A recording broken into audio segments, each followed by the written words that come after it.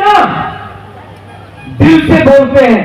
और आज त्रिपुरा को एक चाणक्य नहीं, एक बड़ा दिल वाला लीडर चाहिए, और वो हमारा एमपी और form next minister Biplab Dev ji बनेंगे। मैं आपको ये बोलने वाला हूं।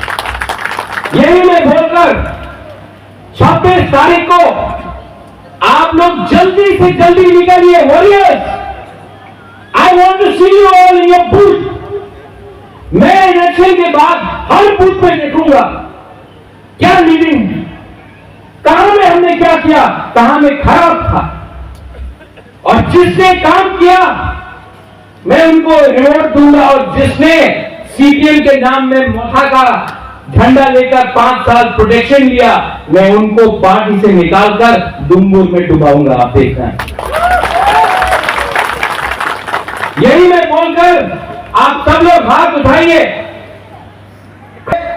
बीजेपी है और मोथा है। मोथा और आईपीएफ की मोदी बोलता है भारत माता की जय। दोनों एक संग ही साइड बाय साइड चलेगा। बहुत राजनेता देखे हैं, लेकिन मैंने राजनीति से ज्यादा राजनीति वाले आदमी को मैंने पहले अप्रिशिएट किया है। सब लोग राजनीति करते हैं, 75 साल से बहुत एमपी बने हैं। मेरी मां थी, मेरे पिताजी थे, रेवती बाबू थे, बाजूबन रियांग थे, जितेंद्र चौधरी थे, बहुत एमपी बने, बहुत मुख्यमंत्री बने, बहुत एमएलए बने, लेकिन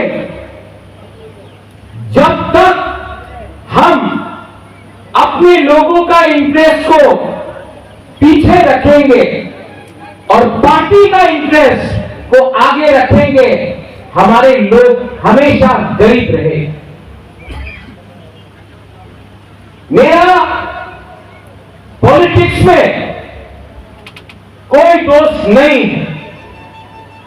मेरा प्यार, मेरा कमिटमेंट मेरे तोहफा, मेरे जाति के संग है। अगर किसी को पसंद लगता है तो लगने दो, किसी को ना पसंद आता है तो मैं किसी को खुशी करने के लिए, मैं देश को खुशी करने के लिए राजनीति में नहीं आया हूं। मैं अपने लोगों को अधिकार, आपका भविष्य को बनाने के लिए, आपका नेक्स्ट जनरेशन को अधिकार देने के लिए, अपना तोहफा को पावर देने के लिए मैं आया। नोटिस किया बिप्लब देव जी यहां में, इन्होंने हमेशा हमारे त्रिपुरा के लिए बात की। जो हमारा सोच था, जो सोच मानिक सरकार ने लाया था, वो बदलने के लिए आपको एक त्रिपुरा सा नहीं, एक अच्छा इंसान चाहिए। और वो अच्छा इंसान हमें मुख्यमंत्री के रूप में उस समय बिप्लब देव जी मिले। देखो, आदमी को, व्यक्ति को सच को मानना चाहिए। बाजूबन रियांग 7 बार एमपी रहे, लेकिन हमारे रियांग ब्रू को कुछ नहीं मिला।